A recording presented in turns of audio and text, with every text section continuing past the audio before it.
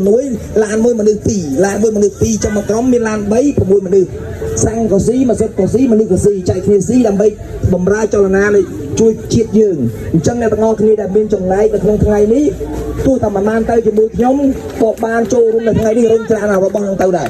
អញ្ចឹងខ្ញុំសូមអរគុណអ្នកដែលចូលរួមជាពិសេសការផ្សព្វផ្សាយហើយល្អយ៉ាដាក់ទៅបងក្មេងហើយនេះណា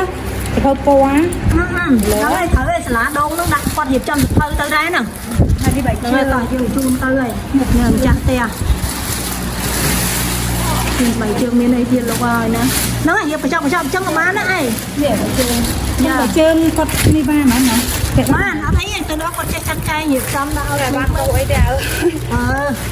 មានអីដែលខ្ញុំក៏កុំពីល្អហើយយ៉ាហើយយើងរៀបចំដាក់ទៅបញ្ចប់ទៅហើយមួយចាស់ផ្ទះនេះពូគាត់ភាសាគាត់ចូលរួមដែរអស់10000ជាងតែគាត់ចូលរួមសុំចូលរួមជាមួយនឹងខាងយើងដាក់ទៅសាលាដងដូចគ្នាដើម្បីដាក់ទៅបងប្អូនពិសិដ្ឋណាអរគុណពូស៊ីមានបានចាក់ជុំហើយខ្ញុំមកដល់ផ្ទះមហាមិត្តខ្ញុំហើយដើម្បីរៀបចំអវ៉ាន់រៀបចំអីដើម្បីរៀបចំយកទៅខាងសាលាដងបងប្រុសគាត់យកទៅខាងប្រទេសមានជ័យគាត់ទៅតាមប្រមាណតំបន់ណាដល់ទៅ100ថ្ងៃអញ្ចឹងហើយយើងនាំគ្នាដាក់រៀបចំទៅហើយជាមួយនឹងអាវលងាចែកក្មេងៗចែកអ៊ំហើយមានខោអាវពោះធំមួយចំនួនដែរហើយជាពិសេសជាមួយនឹងសភៅបេកកតាបអីកលឺអីចឹងទៅអូអត់មានកន្លងប្រុសហើយមានកន្លងស្រីស្រីបានពូផាសអេបមួយចេញជួយមិញណាកន្លងស្រីស្រីម្ដងយ៉ាស្រីមែនប៉ុន្តែទុនខ្សោយមែនប៉ុន្តែមិនទុនជ្រាយទេយើងជាកន្លងតួកន្លងក្រោយតបក្រោយអញ្ចឹងយើងត្រូវតែខ្លាំងយើងខ្លាំងបែបតបក្រោយ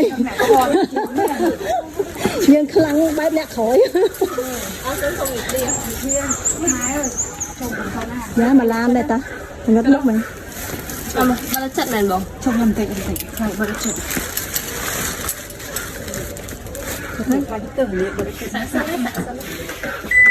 យ៉ាម៉ាមីគាត់ចាប់ដើមរៀបចំចេញទៅហើយធៀម Let's go គោលដៅរបស់ពួកយើងដែលដាក់ទៅខាងបងប្រុសនៅសាលាដងនៅលើសាលាគិរីរំគឺថាគោលបំណងរបស់គាត់ធ្វើដំណើរដល់ទៅ100ថ្ងៃនៅពេលដែលឃើញនៅក្នុង Facebook ភ្លាមខ្ញុំក៏អត់រងចាំយូរដែររៀបចំអ្វីអវ៉ាន់ទៅជាមួយមហាមិត្តគឺរៀបចំទៅដាក់សាលាគាត់មកពីព្រោះគាត់ល្អខ្លាំងមែនទែនជាមួយនឹងសង្គ្រាមលើកទី1ដែលគេឈ្លានពានយើងហ្នឹងគឺគាត់បានទៅបោះជំរំបោះតង់ជាមួយក្មេងៗនៅតាមបណ្ដាលជំរំសឹកទាំងអស់អញ្ចឹងហើយខ្ញុំចាប់អារម្មណ៍ជាមួយនឹងគាត់បានធ្វើមូលនិធិនេះឡើងគឺថាគាត់ទៅឈរជើងនៅអង្គុយនិយាយជាមួយបងប្អូនហើយជាពិសេសក្មេងៗតែម្ដងគឺថាខ្ញុំសប្បាយចិត្តមានបុគ្គលដូចជាគាត់នៅក្នុងប្រទេសកម្ពុជាខ្លាំងមែនទែនពីព្រោះនៅក្នុងពេលដែលកំឡុងបញ្ហាមកធំអញ្ចឹងគឺថាគាត់ហ៊ានទៅអង្គុយជាមួយនឹងតង់បោះអីគេក្នុងញ៉ាំនឹងហើយជាមួយនឹងក្មេងៗនាំមើលតុក្កតានាំរៀននាំអីវាជាចំណែកមួយនៃសង្គមជាតិល្អខ្លាំងមែនតើពួកយើងធ្វើការមិនបានកន្លងមកពីណាទេខ្ញុំពេលខ្លះខ្ញុំលួចមើលអ្នកដែលជួយខ្ញុំលួចមើលគាត់បានក្មេងៗការហាក់បីដូចជាខុសប្រក្រតីនៅតែអត់ធ្វើទេបាទអត់ធ្វើទេចំណងនេះក៏ធ្វើរហូតភាសាអីកម្លាំងចិត្តគឺជាចំណងកម្លាំងចិត្តពេលដែលប្រចាំមិនកាត់សម្បត្តិយើងបានតែប្រឹងក្នុងហើយគឺជាប្រទេសខ្មែររបស់ខ្ញុំដល់7លាននេះគឺជាកងទ័ពទាំងអស់បាទគឺជាកងទ័ពទាំងអស់ហើយខ្ញុំអ្នកអរគុណជួយហូររឿងពីមុនខ្ញុំលែងបានការប្រតិការថ្ងៃ20កក្កដារហូតដល់ចុងខែវិច្ឆិកាសីហាខ្ញុំលែងបាន26000ទេតែលើកនេះវាបែងចែកទឹកជំនួយរបស់ខ្ញុំចំនួន100ថ្ងៃហើយខ្ញុំនឹងបាញ់លុយទៅកាន់ក្រុមការងារដែលចូលរួមការងារទឹកជំនួយពីព្រោះពេលទឹកជំនួយឡានមួយមនុស្ស2ឡានមួយមនុស្ស2ចាំមកក្រុមមានឡាន3 6មនុស្ស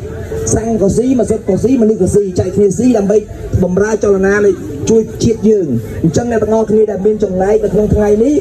ទោះតែមិនបានទៅជាមួយខ្ញុំក៏បានចូលរួមនៅថ្ងៃនេះរុញច្រានរបស់នឹងទៅដែរអញ្ចឹងខ្ញុំសូមអរគុណអ្នកដែលចូលរួមជាពិសេសការផ្សព្វផ្សាយរបស់អ្នកដែលមាន1K 2K 1M 2M 1បៅ2បៅនៅក្នុង social media ហ្នឹងគឺគាត់បានចូលរួមទៅផ្សព្វផ្សាយអាកម្លាំងមួយហ្នឹងក៏មិនអាចមើលស្រាលបានដែរអស់លោកបងប្អូនចិញ្ចឹម credit នៅពេលដែលប្រកាសភិកគឺគ្រប់គ្រងព្រាមអញ្ចឹងចិញ្ចឹម credit ហើយអ្នកទាំងអស់គ្នាពេលខ្លះអ្នកទាំងអស់មុនត្រឹមតែ72ម៉ោងម្លេះប្រហែលយើងមានងៀត3ងៀតគោហើយយើងចេះត្រៀមមកយកតកូនទេអ្នកទាំងអស់គ្នាឃើញហើយនៅពេលបច្ចាមិត្តវារៀបលំអិតថានៅពេលវាយវាភ្លឺវាពងអាដេក វារត់ទៅ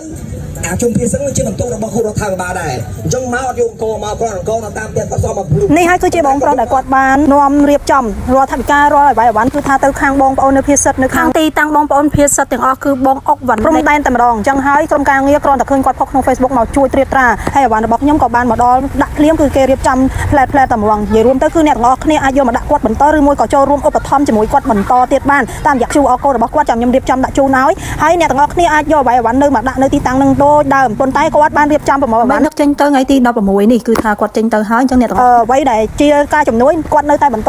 ទទួលជំនួយបន្តទៀតអញ្ចឹងអ្នកទាំងអស់គ្នាមានសិទ្ធិនឹងចូលរួមឬមួយក៏ការគ្រប់គ្រងក្នុងការដែលគាត់ធ្វើជំរុំបោះតង់ជាមួយនឹងបងប្អូនភាគសិទ្ធនៅតាមបណ្ដាលព្រំដែនផ្សេងៗហ្នឹងអាចចូលរួមជាមួយនឹងគាត់បានហើយខ្ញុំអរគុណមហាមិត្តខ្ញុំខ្លាំងមែនតើគឺគាត់គាត់ខ្ញុំប្រាប់ថាគាត់មានអីវ៉ាន់អីត្រូវដាក់យកទៅគឺគាត់ប្រមូលអ្វីវ៉ាន់តាំងពីកូនគាត់ស្បែកជើងល្អល្អអីហ្នឹងយកដាក់ទៅទាំងអស់ហ្មងអរគុណមហាមិត្តដៃថែបគឺថាគ្រាន់តែប្រាប់ភ្លាមប្រមូលពុបភ្លាមគឺថាយើងរៀបចំចេញទៅគ្រាន់តែខ្ញុំឲ្យថាប្រមូលគឺថាគាត់ប្រមូលអីវ៉ាន់ផងកូនគាត់ដែលជាពិសេសសភៅរៀនហើយនឹង color អីហ្នឹងគឺខ្ញុំសប្បាយចិត្តមែនតើនៅពេលដែលគាត់បានប្រមូលយកទៅឲ្យក្មេងៗនៅទីនោះពីព្រោះដោយសារតែយើងចង់ឲ្យកូនក្មេងទទួលអារម្មណ៍កក់ក្ដៅនឹងឲ្យគាត់បំបត្តិភ័យហើយអត់ចង់ឲ្យគាត់នឹងនៅជាមួយនឹងសតិអារម្មណ៍ខ្ញុំភ័យជាងគេរឿងកូនក្មេងហ្នឹងហ្មងពីព្រោះដោយសារពួកគាត់អត់មានអីប្រឡប់ទេគឺថាយើងពិបាកនឹងទទួលយកនៅអ្វីដែលពេលដែលកំពុងតែកើតនៅលើប្រទេសយើងខ្លាំងមែនតើពីព្រោះវាឈ្លានពានវាធ្វើបាបមិនសូម្បីតែមនុស្សចាស់ទេសូម្បីតែកូនក្មេងក៏យើងពិបាកនឹងទទួលយកដែរអ្នកទាំងអស់គ្នាដែលបានយកទៅចែកស្បៀងនៅទីតាំងគឺថាទប់ទឹកភ្នែកអត់បានជាមួយនឹងចាស់ចាស់ហើយនឹងកូនក្មេងទាំងអស់គ្នាហើយខ្ញុំ focus ជាងគេគឺកូនក្មេងនិងមនុស្សចាស់ហ្មងពីព្រោះគាត់ពិបាកក្នុងការរាយរាប់អ្នកទាំងអស់គ្នាតើអ្នកទាំងអស់គ្នាបានចូលរួមជាមួយនឹងការដែលយើងរៀបចំស្បៀងរៀបចំទីតាំងហើយចុះទៅចែកផ្ទាល់ហ្មងគឺថា